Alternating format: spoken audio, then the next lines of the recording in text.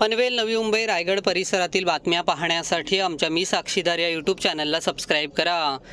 पनवेल शहर पोलिसांनी 48 तासाच्या आत अपहार झालेले 66 तोळे सोने आणि आरोपीला सोलापूरमधून ताब्यात घेतले आहे। 20 ऑगस्ट रोजी पनवेल शहरातील स्वरूप रिफायनरी ज्वेलर शॉपमधील कामगाराने सोन्याची शुद्धता तपासण्यासाठी दिलेले 66 ग्राम वजनाचे 6 सोन्याच्या लगडचा अपहार केल्याने त्याच्या विरोधात गुन्हा दाखल करण्यात आला होता।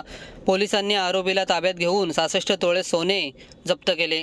पनवेल शहरमध्ये स्वरूप रिफायनरी ज्वेलर शॉप आहे, त्या ठिकाणी या नावाचा व्यक्ती काम करत होता आणि त्या ठिकाणी त्याचं काम हे होतं की तिथून सोनं घ्यायचं आणि त्याची शुद्धता तपासण्यासाठी एका शेजारच्या दुकानामध्ये ते घेऊन जायचं आणि ते परत आणून आपल्या दुकानात द्यायचं। तर 20 ऑगस्ट रोजी हा जवळपास 66 तोळे सोने घेऊन शुद्धता तपासण्यासाठी त्या शेजारच्या दुकानामध्ये गेला होता आणि त्या ठिकाणी शुद्धता तपासल्यानंतर त्यांनी त्या स्वतःच्या स्वरूप शॉपमध्ये येणं अपेक्षित असताना तो तिथून शॉपमध्ये न येता परस्पर तिथून पळून गेलेला होता आणि अशा प्रकारची तक्रार आपल्याला 20 ऑगस्ट रोजी रात्री प्राप्त झाली असता आपण त्याच्यामध्ये तात्काळ गुन्हा दाखल केला होता आणि सिनियर PI पनवेल शहर बाळा कुंभार यांनी तपास पथक नेमून त्याचा तांत्रिक तपास करून आपण सोलापूर येथे टीम पाठवली होती आणि सोलापूरमधून या मुलाला आपण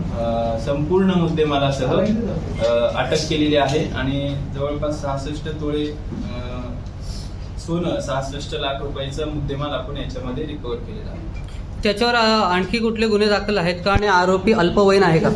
आरोपी हा अल्पवयीन आहे आणि याच्यावर कुठलाही पहिल्यांदा गुन्हा दाखल नाही। सर, हे कशासाठी त्यांनी केलं असं?